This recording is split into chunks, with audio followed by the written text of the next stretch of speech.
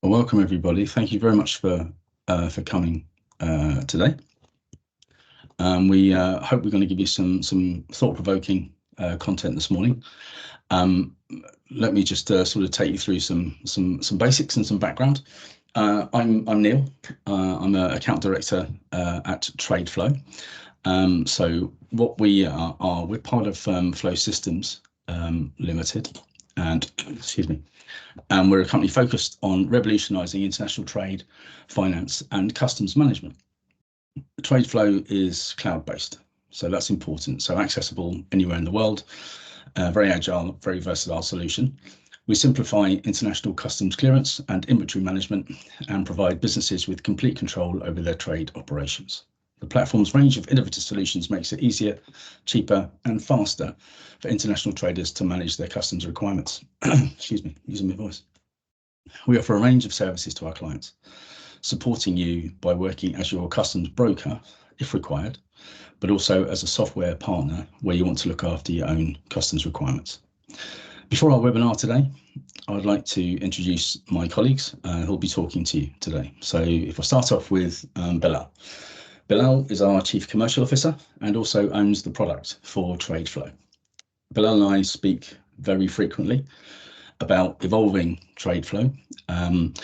We're a software house. I think that's the important thing to remember. And so we're very keen to build a efficient, fast, robust solution for our clients. And essentially, we know that there is a start point to customs and an end point.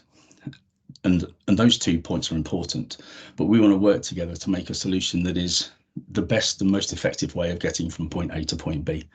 So Bilal will do most of the talking today, so you'll meet him shortly.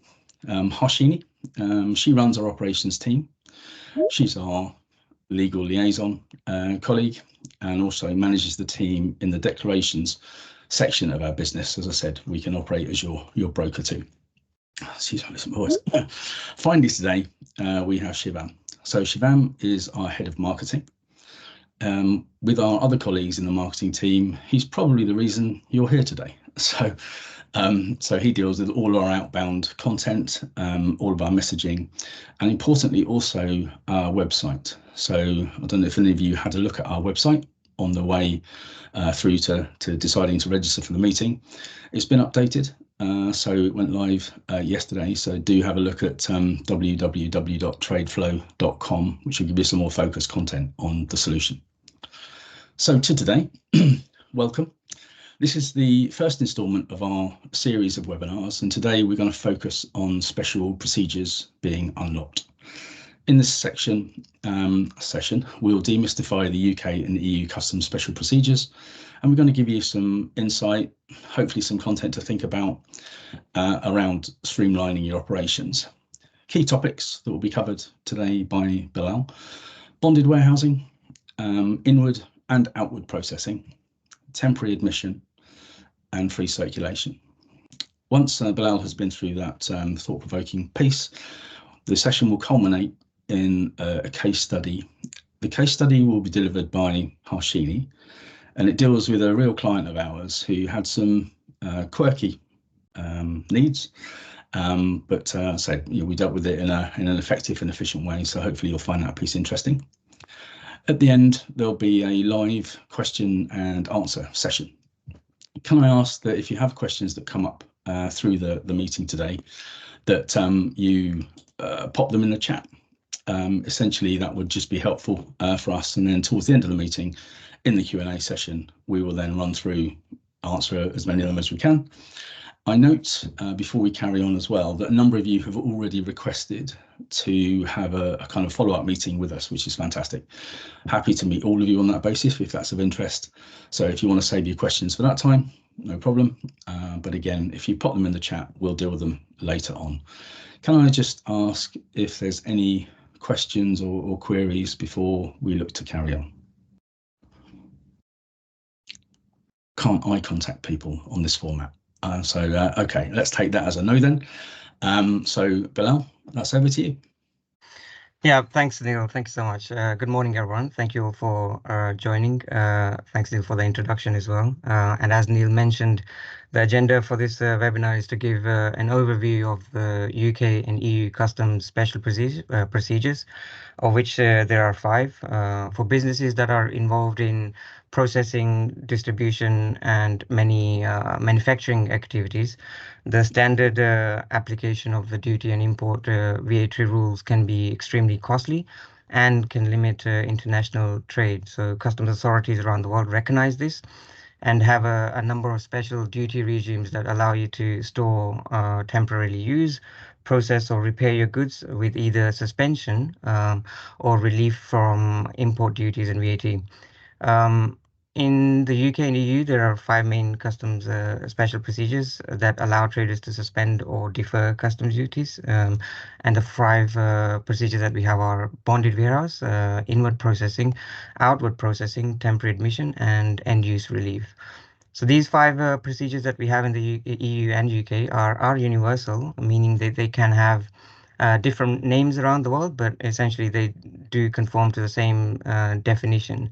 So when we import our goods, of course, we may choose to simply release them into free circulation under Free Circulation Procedure 4000, which some of you may be familiar with, in which case the importer will have to pay the duty upfront before the goods can be cleared by UK customs and subsequently released into free circulation. However, we understand that not all businesses may have the cash flow to settle the duties upfront, or the goods may be entering the UK for different purposes, for repair, for assembly, for manufacturing, and so forth. So in these circumstances, traders can take advantage of the customs procedures and essentially extend suspension of the goods. And by doing so, the trader can defer duties to later down the line, where when goods have been processed and may benefit from complete or partial relief depending on what they do with goods after they've been processed.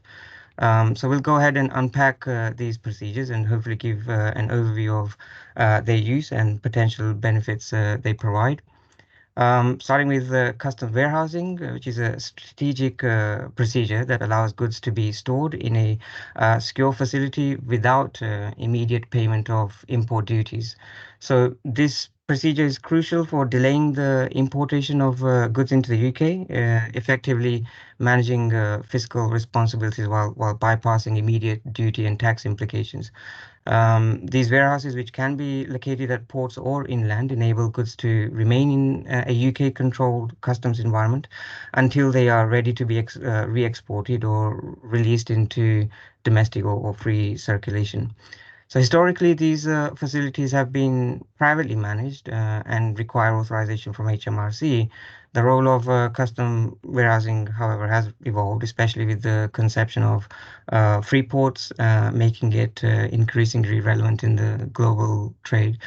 And also with the Brexit transition, highlighted the importance of customs warehousing, as it allows the UK to act as a land bridge, essentially, while maintaining the origin and eligibility for lower duty rates. Custom warehousing is predominantly used for non-UK goods. So UK goods are generally not stored unless specific conditions are met and agreed with HMRC. The operations within these warehouses are primarily limited to storage, with minimal handling or processing allowed. For goods that require processing, other special procedures such as inward processing can be employed, which complement the function of customs warehousing in certain supply chain, which we'll go through. So this, we'll cover this sort of dual approach and how it facilitates compliance and efficiency in handling international goods later in this webinar. So on to the next. So inward processing. Moving on to inward processing. This special procedure facilitates the import of non-UK goods for specific use within the UK, particularly for manufacturing or repair operations. So unlike customs warehousing, which predominantly deals with storage, inward processing is designed to support active processes on imported goods. For example, defense companies often use combination of customs warehousing and inward processing. So goods are initially stored in a customs warehousing and then transferred to inward processing, where they can undergo extensive repair work, potentially lasting over a year, depending on the authorization HMRC has provided to the business. Following completion of these processes, goods can be either returned to UK market for circulation or can be re-exported. In terms of the regulatory requirements, goods under inward processing are exempt from import duties and import VAT, and certain commercial policy measures like licensing and so forth during the processing phase. So this deferment is significant because it allows businesses to manage cash flow more effectively by delaying the physical obligations and until the goods are either sold or definitely imported into the UK. And HMRC typically approves inward processing for 3 months, but there are extensions available up to 12 months or more, requiring, of course, additional applications with HMRC. So this flexibility was also crucial for businesses that need longer processing times, such as vehicle assembly plants or computer manufacturers, which may benefit from these extensions. So once the processing is complete, the product can directly enter the UK market or be re-exported. So this transition can be managed with additional customs declarations, yet maintaining the deferral of duties throughout the process. So as I mentioned, this procedure is particularly advantageous for industries like the food manufacturing, where raw materials imported around the globe are processed into finished products in the UK, which might then be stored again in customs warehousing or entered into free circulation or re-exported out of UK. So in summary, inward processing and customs warehousing are integral component for international trade logistics, providing businesses with essential flexibility and cost benefits. Coming on to the authorization. So for inward processing, an authorization is required, which is initially approved for 3 months, as I mentioned before, by HMRC. However, business often need more time due to the nature of their processes, and HMRC does allow for these periods to be extended, accommodating longer duration, a year, as I mentioned, or even more, based on specific requirements of the business and also a detailed application for the process. So an example where inward processing may be used may be by a food manufacturer, which may be granted a 12-month IP, during which they may utilize this time to process the imported goods. And this extended period would allow for the continuous production cycle necessary for their operations. But yeah, like I said, such arrangements are negotiable with HMRC, and are tailored to operational demands of the business. So IP procedures also support a cyclical import and export mechanism. So upon re-exporting finished products, a business can import a corresponding quantity of the non-UK raw materials to begin the whole sort of process again. And this cycle is crucial for industries like food manufacturing, which operates continuously throughout the year. When processed products are ready to enter the UK market, referred to as release into free circulation in customs world, business have a strategic decision to make regarding the duty payments. They can opt to pay duties based on the value of the raw materials at the time of import rather than the value of the finished products. So this method can, financially be advantageous, as raw materials are often less expensive than the finished products, thus potentially lowering the duty payable. So it's important for the businesses to be aware that the duty and VAT calculation can be based on either imported raw materials value at the time of initial customs declaration or the processed products value at the time of release into free circulation. So inward processing and customs warehousing often work in conjunction, facilitating seamless transition of goods through various stages of handling, storage, and processing within the UK. And next, we'll move on to illustrate how these flows and processes integrate practically. So here you see the process begins when non-UK goods enter the UK at the frontier. Here, a significant proportion of the goods typically enter directly into free circulation. However, in this scenario, and keeping to our topic we're discussing, an initial declaration is made to divert these goods into customs warehousing. This decision delays the import, allowing goods to be stored temporarily without immediate duty payments. Once in customs warehousing, goods may be designated for processing or repair. And at this stage, they are transferred from custom warehouse to an inward processing facility for following a formal declaration, which one would enter to HMRC.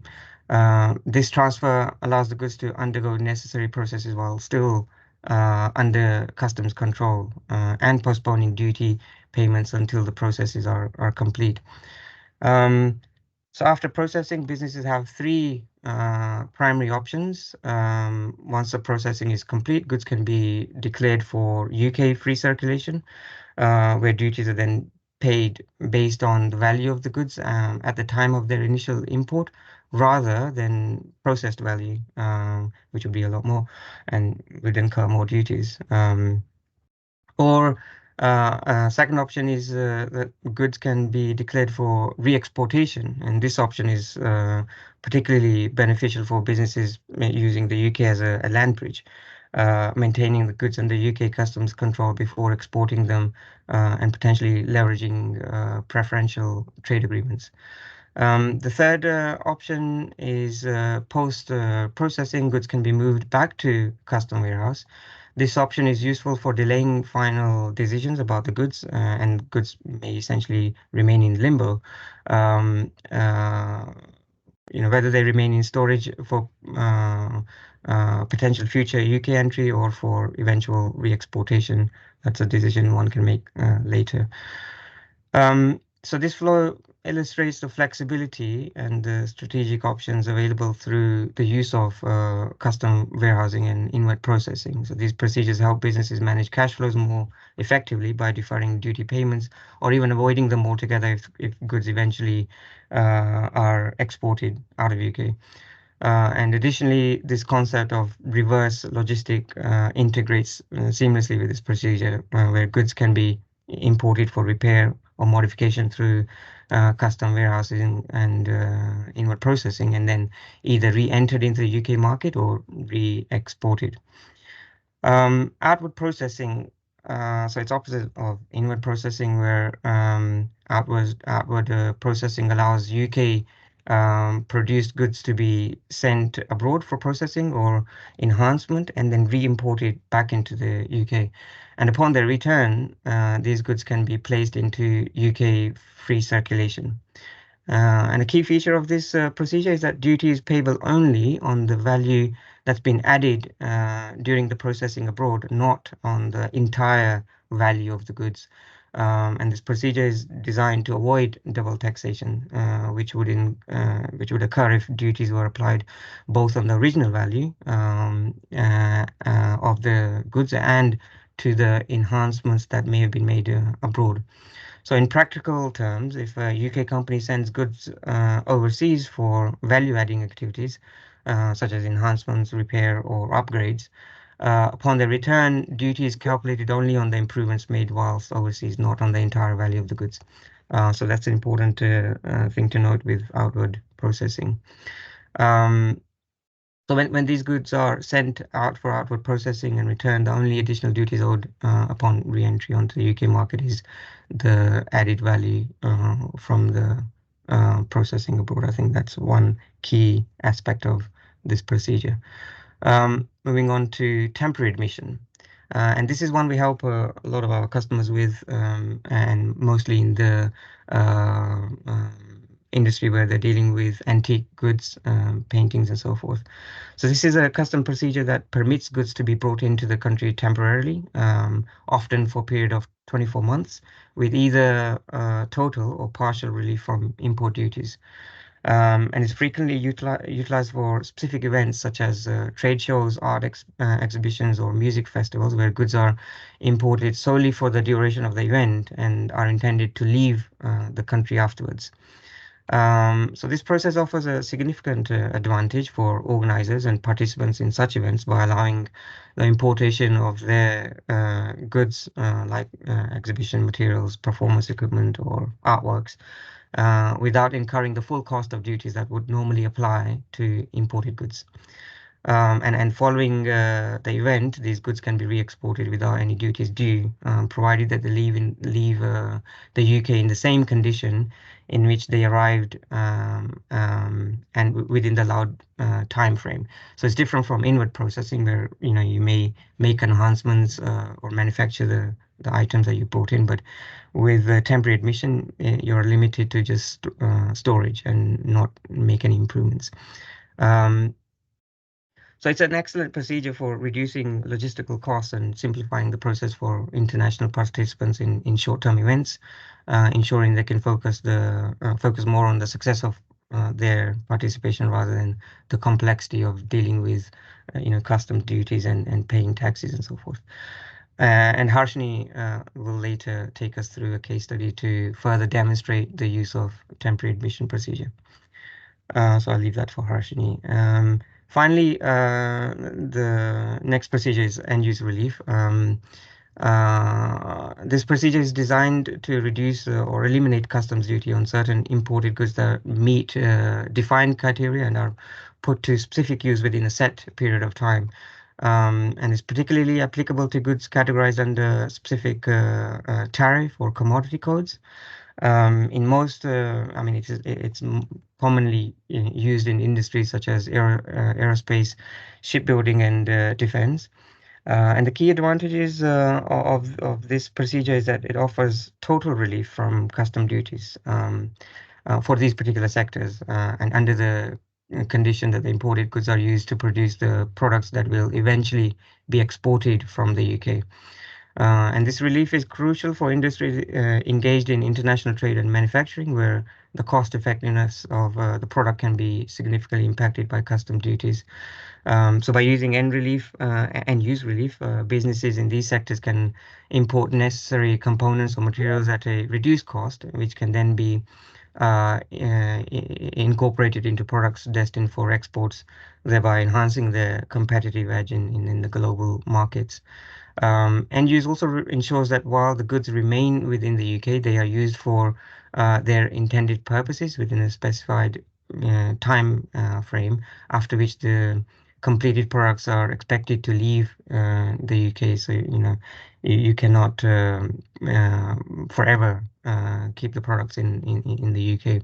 The whole idea is that this procedure is instrumental in supporting the key UK industries by facilitating more economically viable manufacturing and export processes. So in order to use these special procedures, of course, you require authorizations, and there's different time frames in terms of how long it takes for HMRC to process the applications. With bonded warehouse, SP2 application is typically 60 days. Inward processing is they're much quicker, 30 days. Outward processing also 30 days. Temporary admission 30 days. End use also 30 days. And in some cases, you may also apply for guarantees and that complement the use of these procedures, which typically take 60 days. So that's useful to know if you intend on making use of these procedures and intend on acquiring authorizations. So the primary theme of the discussion on special customs procedure is how they can help companies manage cost and enhance their logistical strategies. And these procedures, particularly customs warehousing and inward processing, are beneficial for companies looking to optimize their operations and financial performance. So I will just summarize their benefits and their strategic uses. Firstly, cost saving, which is an obvious one, where special procedures allow for the deferment of delay of frontier duties, which would, I mean, they will directly impact and improve a company's bottom line, essentially. By deferring duty payments until goods are either processed or leave the customs procedure, companies can better manage their cash flows and reduce upfront costs. Secondly, protection of origin. So this is a crucial aspect when goods are exported under UK customs control, maintaining their origin status throughout their stay in the UK. This is supported by the transition arrangements like T2 status and non-manipulation certifications. And such certifications are necessary under certain free trade agreements to ensure goods do not lose their country of origin destination, which is vital for companies to, companies are looking to benefit from lower duty rates under these arrangements. And finally, using the UK as a land bridge. So post Brexit, the strategic use of customs procedures has been even more important, where goods that transit through the UK without entering free circulation can retain original identity, which is essential when re-exporting to countries with which the UK has trade agreements. And this avoids the imposition of standard tariffs that would otherwise apply if these goods were considered to originate from the UK. And by leveraging these procedures, companies can not only reduce costs, but also navigate complex international trade regulations more effectively. So these strategies are especially valuable in maintaining competitive advantages in global markets, ensuring compliance and enhancing operational efficiencies. So that's kind of hopefully giving you an overview of what these procedures are about. But of course, further guidance on using these procedures to their full potential can be provided for businesses that are interested in exploring these procedures further. So yeah, thank you all for your attention, and I will now pass over to Harshini for the case study. Over to you, Harshini. Thank you. Thank you, Bilal. Hello, everyone. Thank you for joining us today. Coming to the case study, let's look into an example of an art dealer based in the UK who specializes in high value paintings with artwork ranging from around 50K to 300K each. And these artworks are not only showcased in exhibitions using temporary admission, but also they are also safely delivered to customers after completing the customs clearance once they are purchased. So as you can imagine that such valuable items and artwork will attract substantial duty and VAT charges. So when this art dealer, who is now our customer, initially reached out to TradeFlow, they were using a broker and paying more than double the amount for each customs declaration to a broker who would just do what was needed. And after they joined TradeFlow, after they started using TradeFlow, they have been able to take the customs clearance in-house through the easy to use TradeFlow software. And they were also able to they went from paying VAT at 20% to a reduced rate at 5% now for mostly all of their import paintings and artworks. And we were also able to guide the art dealer in securing an authorization for temporary admission, streamlining the whole import process.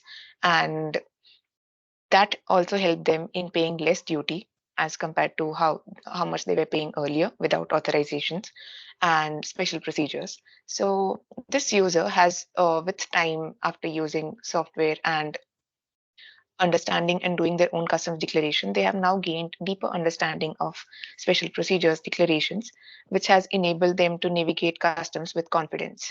So this has also helped them serve their own clients better in various ways. And now we are very proud to see our own users doing their own declarations at their own convenience. So they do not have to depend on anyone to do the declarations, and they are able to deliver the art products to their clients without any delay. And this has further also helped them in managing their records when it comes to customs warehouses and entries and removals. And yeah, similarly, they also have real-time data visibility and control over their data. So if they want to download their own C88 at any point of time, they're able to do it on their own account, because as Neil has mentioned that it's a cloud-based system. So whenever they want, they can just sign into the portal and download their documents for their records.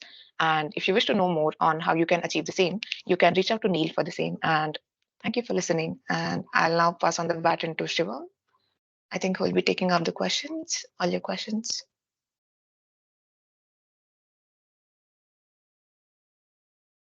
So hello everyone, if you have a question, please drop it in the chat box or in the Q&A section. I think one of the questions which was it got already answered by during the session, so I think that's covered.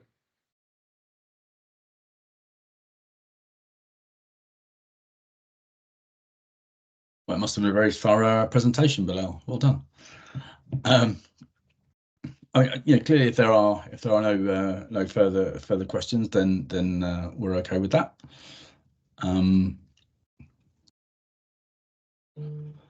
So hi. So this is me and my contact details. Thanks ever so much for coming along today. As I explained earlier, this will be a series. So our next webinar will be on the 5th of June, it'll be 10 in the morning. And we want to explore how essentially AI is revolutionizing the whole trade process as well as the customs declaration process. Now, we are massive fans of using the most modern versions of technology, and on having sight of our solution, then I'm sure you'll see that it's very intuitive. We have a lot of help functions that aren't reliant on human beings within our platform, and so we're very confident we can save you a lot of time and a lot of money if that's something you want to proceed with. I mentioned earlier that I'm aware that a number of you have already asked for a follow-up meeting call, so very happy to pull that together for you over the coming week, and also, of course, if any more of you want to meet with us to discuss something a bit more personal to your scenario, then that's absolutely fine.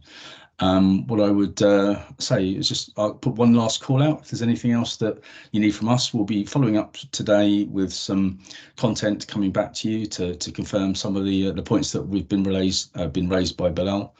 But say one final call out if there's anything else, and otherwise we'll thank you for your time.